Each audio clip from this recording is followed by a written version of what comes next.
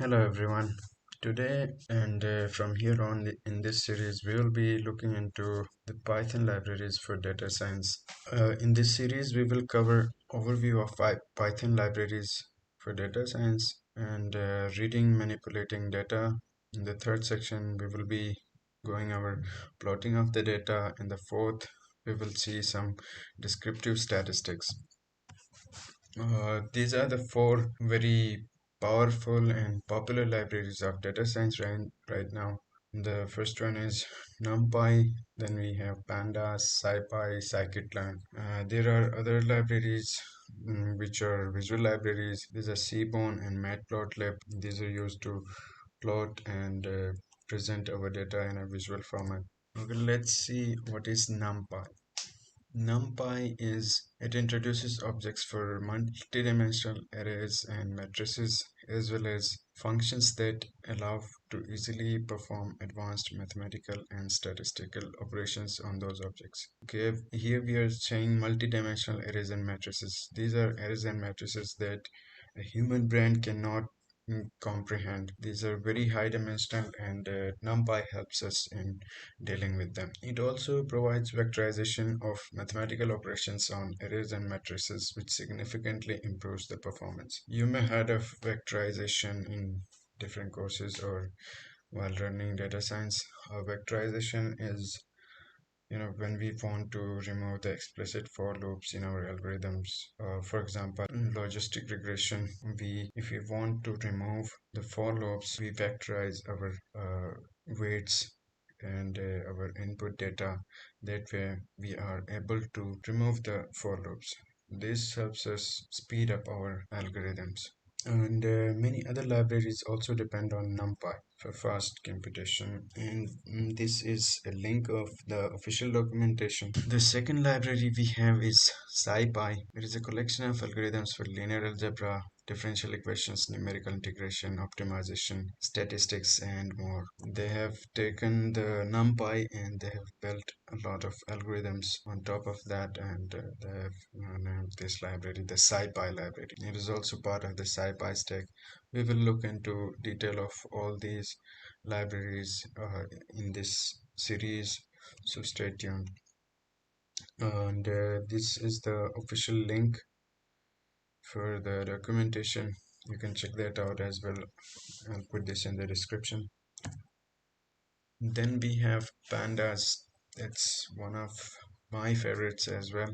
It adds data structures and tools designed to work with table-like data.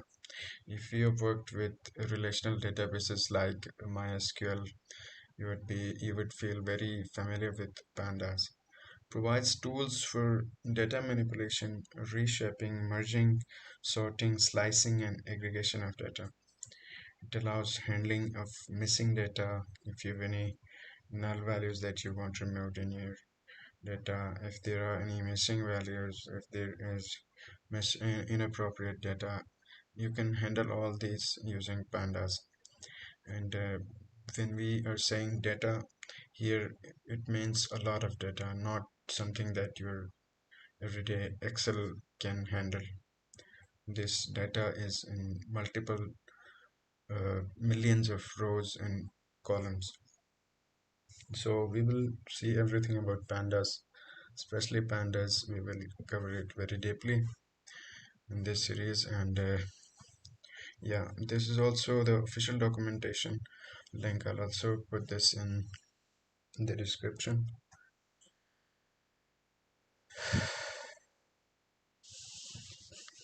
Then we have scikit-learn. It's a machine learning algorithms library. You'll find implementations of classification, regression, clustering, model validation, and a lot of things are included in this scikit-learn library. It is built on top of NumPy, SciPy, and matplotlib, so you can expect a lot of things coming out of the box in this library. Moving on, we have matplotlib. It is a 2D plotting library. We can plot different type of visualizations of our data using this library. Okay, it produces publication quality figures in a variety of hard copy formats. These are print ready figures that matplotlib gives you, and you can use them in your publications as well.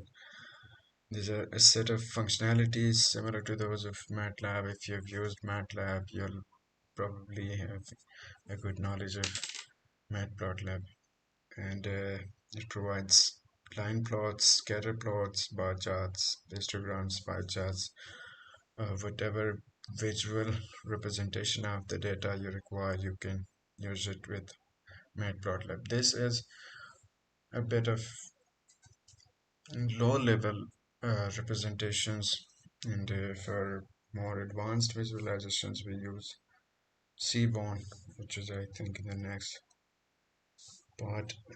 These are relatively low level, some effort needed to create advanced visualizations.